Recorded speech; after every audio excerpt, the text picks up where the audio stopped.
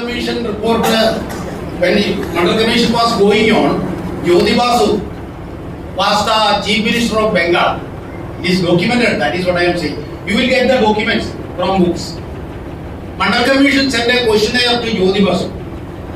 Jyoti Basu is a Politburo member of the Communist Party, great leader, who studied in London School of, who went to Britain and very educated.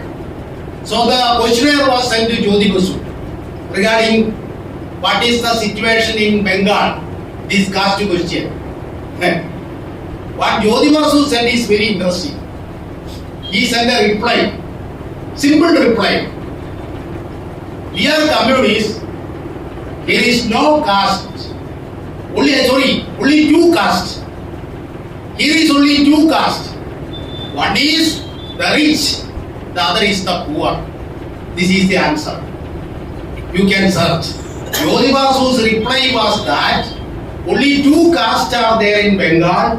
One is the rich caste, other is the poor caste. Can you understand the meaning? There is no caste, only class is there, rich and poor. This is Jyoti Basu's answer.